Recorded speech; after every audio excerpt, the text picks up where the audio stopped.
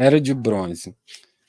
Aqui a gente já tem um prelúdio dos anti-heróis, tá? Porque o que a gente tem? A gente tem um aumento da violência em nível global, né? Pesquisas mostram isso, que a gente teve um aumento da violência a partir da década de 70 mesmo, inclusive no número de homicídios com arma de fogo, enfim. E isso faz com que, de alguma maneira, os mitos que vão ser produzidos precisam responder a isso, né? Então os heróis começam a se tornar cada vez mais violentos, né? Se eu falei que na Era de Prata havia uma certa amaciada de algum jeito, uma certa infantilização, um abobalhamento por conta do código de censura, aqui isso já começa a tentar ser ludibriado de alguma maneira, né? Então você vai ter, por exemplo, o Dennis O'Neil escrevendo o Batman em 67, já quebrando isso. Você vai ter Lanterna Verde e Arqueiro Verde quebrando isso direto, assim, né? Tanto que uma das HQs mais icônicas da história é Lanterna Verde e Arqueiro Verde número 5, com o Ricardito injetando heroína na capa. E isso foi durante o Código de Censura. Isso foi em 67, eu acho.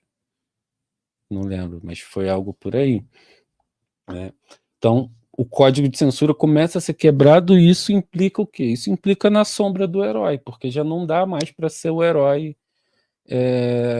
bonzinho o tempo inteiro, já não dá mais para ser o herói que segue um código heróico à risca, né? Porque socialmente não existe mais espaço, não existe tanto espaço para esse herói. Então, os heróis partem para esse outro movimento, que é um movimento de emergirem essa sombra, né? Então você tem Batman se tornando cada vez mais violento, né?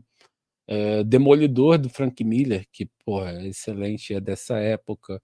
Lanterna Verde, Arqueiro Verde, que é uma saga dos dois viajando pelos Estados Unidos, é dessa época também, então é excelente, né?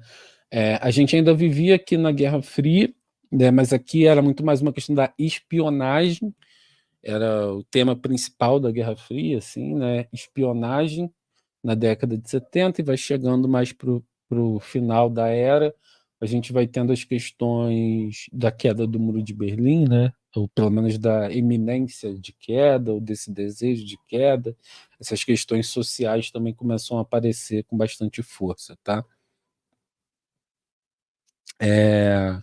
Aí aqui tem a icônica capa aí, né? Green Arrow, Green Lantern ali no cantinho, do Ricardito, que eu acho uma péssima tradução, mas enfim, né?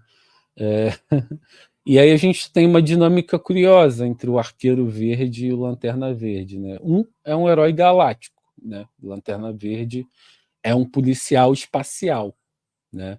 E o Arqueiro Verde é um herói do povo, é uma pessoa comum, sem poderes, né? Só um ricaço que resolveu bancar o Robin Hood depois de ficar um tempo numa ilha deserta, né?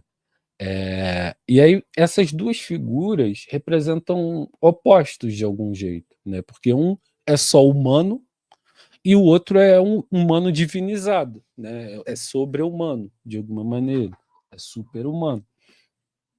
E a dinâmica deles